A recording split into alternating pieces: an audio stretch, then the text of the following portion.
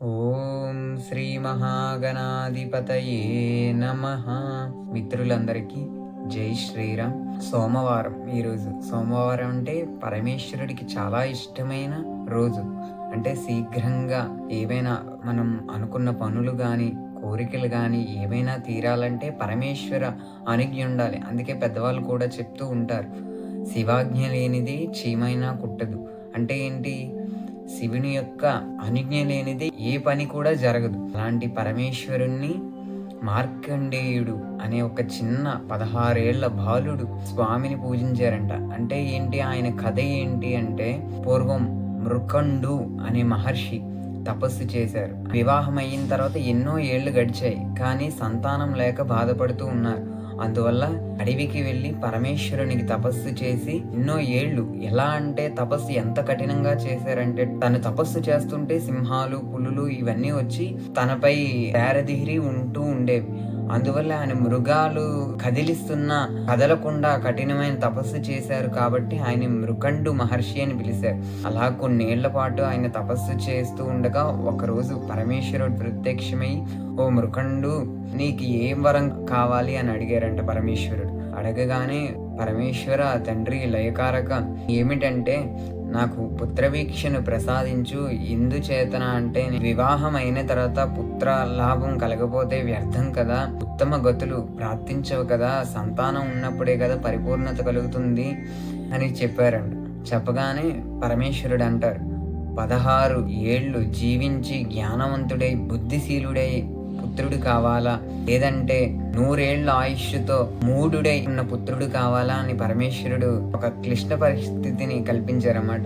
అప్పుడు మృకండ మహర్షి, స్వామి, 16 ఏళ్ళు బ్రతికిన తల్లిదండ్రులకు ఆనందం కలిగించి నిరంతరం నీ నామస్మరణ చేసే పుత్రుడు కావాలి స్వామి అని అడిగారు. 100 ఏళ్ళు బతికి మూఢుడుగా బతికే కన్నా 16 ఏళ్ళున్న పుత్రుడే చాలు తండ్రి అని అనగానే తదాస్తు అని పరమేశ్వరుడు వెంటనే అదృశ్యమైపోయారు. మృకండ మహర్షి తన ఇంటికి వెళ్ళి తన భార్యతో ఇలా పరమేశ్వరుడు ఇచ్చారని వరం చెప్పి ఇలా కొంతకాలం గడిచింది. తర్వాత వృంద తన భార్య పేరు, తను గర్భం దాల్చి మార్కండేయుని పుత్రునిగా పొందింది. అలా కొన్నేళ్లకి మార్కండేయుడు పుట్టి 1 ఏడాది అవుతుందన్నమాట. ఏడాది అవుతుంటే మార్కండేయుని తల్లి అనుకుంటూ ఉంటుంది, ఏమని? మార్కండేయ పరమేశ్వరుడు చెప్పింది 16 ఏళ్ళు, 16 ఏళ్ళు నిండితే నా పుత్రుడు చనిపోతాడని ఆ తల్లి ఎంతో బాధపడిపోతూ ఉంటుంది. ఎలా అని అనుకుంటూ ఉండగా త్రిలోక సంచారి నారదుడు, అంటే చూడండి, నారదుడు కొన్ని మూవీస్ లో ఆడుతూ ఉంటారు, ఎంతో వెక్కిలిగా గొడవలు అయి పెడుతూ ఉంటారని అంటూ ఉంటారు. అది చాలా తప్పు. ఎందుకంటే పరమ భాగవతోత్తముల్లో ఆయన ఒకరు, మహావిష్ణు భక్తులు. విష్ణు భక్తులు నింద చేయడం మహాపాపం. అలాంటి నారదులు వారు త్రిలోక సంచారి భూలోకానికి వస్తారు. ఆయన ఏమని? మృకండ మహర్షి ఆశ్రమానికి వచ్చి, ఆనాడు మార్కండేయుని యొక్క జన్మదినం 15వ ఏట. అప్పుడు వచ్చి, అంటే ఆయనకి త్రికాల జ్ఞానం, ప్రతి విషయము తెలుసు. కానీ ఏమవుతుంది? మార్కండేయుని పుట్టినరోజు కదా, ఆయన అంటారు, సప్త ఋషుల్ని అందరినీ పిలువు, ఓ మృకండు, అందరికీ విందు కార్యక్రమం చేసి నీ పుత్రుని ఆశీర్వదించమని చెప్పు అని చెప్తూ ఉంటారు.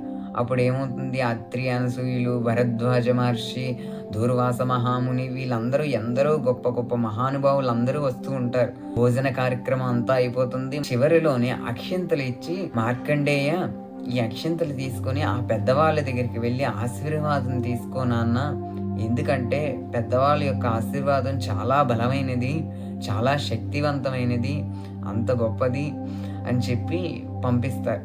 పంపించగానే భరద్వాజ మహర్షి దగ్గరికి వెళ్తారు. వెళ్ళగానే ఆయన దీర్ఘాయుష్మాన్ భవ అని దీవిస్తూ ఉంటారు. దూర్వాస మహాముని దగ్గరికి వెళ్తారు. ఆచంద్రాత్తం సూర్యచంద్రులు ఉన్నంత వరకు వర్ధిల్లు నాయన అని అంటారు. అత్రి, అనసూయుల దగ్గరికి వెళ్తారు. వెళ్ళగానే 100 ఏళ్ల ఆయుష్ వర్ధిల్లు నాయన అని ఒక్కొక్కరు పరిపరి విధాలుగా దీవిస్తూ ఉంటారన్నమాట. అప్పుడు వెంటనే నారద మహాముని బకబక నవ్వుతూ ఉంటారు. ఏమని? పరమేశ్వరుడు చెప్పారు కదా, సర్వేశ్వరుడు చెప్పాడు కదా, 16 ఏళ్లకే తనకు మృత్యు వస్తుందని, మీరు ఇలా దీవించడం ఎంతవరకు న్యాయం అని అడిగారు. అనగానే అవును కదా, ఇది నిజమే కదా అనగానే సప్త ఋషులు, వాళ్ళు త్రికాల జ్ఞానులు కదా, వాళ్ళు ఏమని? బ్రహ్మరాశిని విధి తప్పదు, కానీ మా నోటన బ్రహ్మ ఎలా పలికించాడో ఏమో గాని మా మాటలు పొల్లుపోవు. ఈనాటి నుంచి మార్కండేయుణ్ణి నిరంతరం శివార్చన కఠినంగా చేయమనండి. ఎందుకంటే పరమేశ్వరుడు శీఘ్రంగా సిద్ధిస్తూ ఉంటాడు. అందువల్ల పరమేశ్వర ఆరాధన త్వరగా చేయమనండి. మహామృత్యుంజయ మంత్రాన్ని ఉపదేశిస్తున్నాం. మహామృత్యుంజయ మంత్రం: ఓం త్రయంబకం యజామహే సుగంధిం పుష్టివర్ధనం ఉర్వారుక్కభివందనాద్ మృత్యోర్ముక్షీయమామృత. ఈ మంత్రాన్ని నిరంతరం జపిస్తూ ఉన్న వాళ్ళకి అకాల మృత్యు సంభవించదు. అలా మార్కండేయుడు ప్రతి రోజు ఉదయాన్నే తన తల్లిదండ్రులని కొన్నాళ్ల పాటు విడిచి అరణ్యాలకు వెళ్ళి నిరంతరం స్వామిని సేవిస్తూ ద్వాదశ రుద్రుల్ని, అంటే ఇక్కడ చూడండి మన కుండలేశ్వరం అని ఉంటుంది తూర్పుగోదావరి జిల్లా దగ్గర, ఆ కుండలేశ్వరంలో ఉన్న కుండలేశ్వరుని కూడా ఆరాధించారు. అలాగ ప్రతి ఒక్క శివాలయాన్ని దర్శిస్తూ శివ సంబంధమైన వ్యాఖ్యానాలు చేస్తూ శివభక్తిలో లీనమై ఉండగా కొన్ని రోజుల తర్వాత తన ఆయువు తీరుతుంది. 16వ ఏట వస్తుంది. తన తల్లిదండ్రులు ఎంతో బాధపడుతూ ఉంటారు. అయ్యో నా పుత్రుడు మరణిస్తున్నాడు అనేసి ఎంతో బాధపడిపోతూ ఉంటారు. తను మాత్రం నిరంతరం నిశ్చల భక్తితో నదీ తీరాన సైకతలింగాన్ని నిర్మించుకొని పరమేశ్వర లోక కళ్యాణకారక స్వామి అని నిరంతరం స్తుతిస్తూ చంద్రశేఖర చంద్రశేఖర చంద్రశేఖర పాహి మాం, చంద్రశేఖర చంద్రశేఖర చంద్రశేఖర రక్షమాం అంటూ నిరంతరం స్వామిని స్తుతిస్తూ ప్రతినిత్యము వేడుకుంటూ ఉన్నాడనమాట. ఒకానొక నాడు యమదూతలు వచ్చారు. తిను శివ పూజ చేస్తూ ఉన్నాడు. నదీ తీరంలో సైకతలింగాన్ని నిర్మించుకొని మారేడు దళాలు అన్నీ తెచ్చుకొని మంచిగా చాలా అమోఘమైన పూజ చేస్తూ ఉంటే ఈ దూతలు వెళ్ళి తనని ముట్టుకుందామంటే తన చుట్టూ అగ్నిజ్వాలలు వచ్చాయంట. అంటే శివార్చన చేసే వాళ్ళని యమగణాలు కూడా ఏమీ చేయలేవు, అంత గొప్పది శివోపాసన. అలా చేస్తూ ఉండగా అగ్నిజ్వాలలు వాళ్ళకి ఎక్కడ కాల్చి భస్మం చేస్తాయని మళ్ళీ యమలోకానికి పరిగెట్టారంట యమదూతలు. పరిగెట్టగానే ఓ యమధర్మరాజా సమవర్తి ధర్మస్వరూప ఏమైంది అంటే, మార్కండేయుని యొక్క ప్రాణాలు తీయడానికి వెళ్తే అగ్నిజ్వాలలు వచ్చాయి, మమ్మల్ని తన దగ్గరికి వెళ్ళనివ్వట్లేదు, శివార్చనలో ఉన్నారు, మీరే వెళ్ళి రక్షించాలి స్వామి అని అనగానే అప్పుడు దున్నపోతు వాహనాన్ని అధిరోహించి యమధర్మరాజు వస్తారంట. ఎక్కడ ఈ సంఘటన జరిగింది? తిరుక్కడయూరు అంటే తమిళనాడు దగ్గర ఉంది ఈ ప్రాంతం, ఇప్పటికీ ఉంది. యమధర్మరాజు రాగానే మార్కండేయ మృకండ పుత్ర ఆ శివలింగాన్ని మట్టి ముద్దని వదిలిరా అని పిలిచారంట. మట్టి ముద్ద కాదు, నా స్వామి సేవలో ఉంటుండగా నేను ఎవరు పిలిచినా రాను, ఇది నా స్వామి సన్నిధి, ఎవరు లోనికి రాలేరు అని అంటూ ఉన్నారట. అంటూ ఉండగా ఆయన చూసి బెదిరిపోయి శివలింగాన్ని హద్దుకొని ఉన్నారంట మార్కండే. నువ్వు ఇలా చెప్తే మాట వినట్లేదు, పరిపరి విధాలుగా నిన్ను వేడుకుని ఇంకా తప్పదు, నీపై పాశం వేయాలి అంటే పాశం వేస్తున్నప్పుడు తనతో పాటు శివలింగం మీద కూడా పడింది పాశం. ఇప్పుడేంటి, తన మెడకి యమపాసం చుట్టుకొని చాలా బాధిస్తూ ఉంది. ఆ బాధలో కూడా పరమేశ్వరుణ్ణి కుండలీకృత కుండలేశ్వర కుండలం వృషవాహనం నారదాది మునీశ్వర స్తుత వైభవం భువనేశ్వరం అంతకాంతకమాశ్రితామర పాదపం శమనాంతకం చంద్రశేఖరమాశ్రయే మమ కింకరిష్యతి వయ్యమ. చూడండి చంద్రశేఖరాష్టకం ఎలాగా ఆయన రచించారు అంటే, సూర్యచంద్రులు ఉన్నప్పుడే మరణం సంభవిస్తుంది, వాళ్ళిద్దరూ ఉండే సమయంలోనే. అలాంటి స్వామి నువ్వే చంద్రుడిని తలపై కిరీటంగా ధరించావు, సూర్యుడు చంద్రుడు నేత్రాలుగా కలవాడివి, అంటే సాయం సంధ్య ప్రాతఃసంధ్య త్రినేత్రంగా మూడో కంటిగా ధరించిన స్వామి. అలాంటి చంద్రశేఖరమాశ్రయే మమ కింకరిష్యతి వయ్యమ. అలాంటి చంద్రశేఖరుని యొక్క పాదాలు పట్టుకున్నాను. ఓ యమధర్మరాజా, నువ్వేం చేయగలవు? అర్థం చేసుకుంటూ చంద్రశేఖరాష్టకాన్ని విన్నా లేక చదివినా కానీ పరమేశ్వరుడు అంటే శివానుభవం కలుగుతూ ఉంటుంది. అలా స్వామిని స్తుతిస్తూ ఉండగా ఒక్కసారి తను చేసిన సైకతం లింగం పటుల్లన పగిలి పరమేశ్వరుడు బయటికి వస్తారు. ఓరి యమధర్మరాజ, నేనున్నానని నన్ను నమ్ముకొని నా పాదాలు ఆశ్రయించి ఉన్న మార్కండేయుని ప్రాణాలు హరించడానికి వచ్చావు. నా అనుజ్ఞ మేరకే నువ్వు ఉన్నావు. నా సేవ చేస్తున్నప్పుడు నేను ఏమని తనకు వరం ఇచ్చాను? తన తండ్రికి 16 ఏళ్ల వరకే అనే వరం ఇచ్చాను. అంటే 16 ఏళ్ల వరకు తను ఉంటాడు, అంటే ఆ వయసులో ఉంటాడు. శివధర్మం నీకు తెలియదా? మరణం తీసేటప్పుడు చూడాలి కదా అని అంటేనే స్వామి, ఏదైనా నాకు మీరు కాల నిర్ణయం చేశారు, నేను ధర్మరాజు, నేను ధర్మం తప్పను, ఎవరి ప్రాణాలైనా హరిస్తాను అని అంటేనే అప్పుడేంటి, స్వామివారు మార్కండేయుని బాధించినందుకు తన ఎడంకాలతో తన్నగానే ఏమవుతుంది, యమధర్మరాజు అల్లంత దూరాన్న పడి మరణిస్తారు. అందరినీ చంపే కాలుడు అంటే ఎవరు? యమధర్మరాజు. యమధర్మరాజు మరణించారు.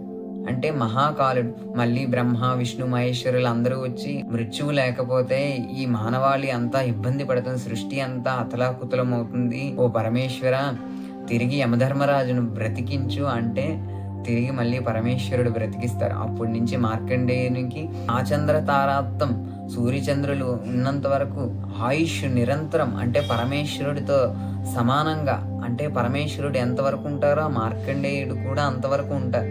అందుకే చూడండి, ప్రళయకాలం వచ్చినప్పుడు వటపత్ర సాయి అవతారం చూసింది మార్కండేయుడు. వటపత్రం పైన కృష్ణుడు ఉన్నట్టు చూసింది మార్కండేయుడు. అంటే పరమేశ్వర ఆరాధన వల్ల చూడండి మృత్యువును కూడా జయించవచ్చు.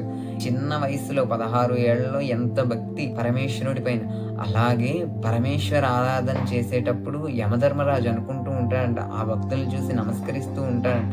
ఎందుకంటే సాంబవ తేజస్సుతో ప్రకాశిస్తూ ఉంటారంట. అప్పుడు ఇలాగా గుండె మీద చేసుకుంటారంట. ఆనాడు పరమేశ్వరుడు ఎడంకాలతో తన్నారు. ఎడంకాలు అంటే ఎందుకు అక్కడ అంటే, చాంపేయ గౌరాధ శరీరకాయై కర్పూర గౌరాధ శరీరకాయ ధమ్మిల్లకాయై చ జటాధరాయ నామ శివాయై చ నామ శివాయ నామ శివాయై చ నామ శివాయ. ఎడంకాల్లో అమ్మవారు అంటే ఏంటి చూడండి, కుడివైపు స్వామివారు, ఎడం పక్క అమ్మవారు. ఇద్దరు అర్ధనారీశ్వరులు. అంటే తన తండ్రి పరమేశ్వరుడు సహించిన అమ్మవారు మాత్రం తన పుత్రుడికి బాధ కలిగిందని సహించలేదు. అంటే చూడండి, అమ్మకి బాధపడుతూ ఉంటే చూడలేదు అమ్మ. అందుకోసం మృత్యువునే సంహరించింది. తిరిగి మళ్ళీ స్వామి అమ్మ కలిసి బ్రతికించారు. అంటే ఇంత చిన్న కథ అయినా చూడండి, శివభక్తి నిరంతరం ఉండడం వల్ల మంచి మార్గంలో నడిపిస్తూ, దాంట్లో కూడా తను రాసిన చరణాలు చదువుతూ ఉంటే మనసు పులికిస్తూ ఉంటుంది. అంత మంచిది చంద్రశేఖరాష్టకం. ఈ చంద్రశేఖరాష్టకం పఠనం చేసే వాళ్ళకి అకాల మృత్యువు రాదు. విషజ్వరాలు ఏవైనా త్వరగా శీఘ్రంగా తగ్గుతూ మంచి సంపూర్ణ ఆరోగ్యవంతులుగా మారుతారంట.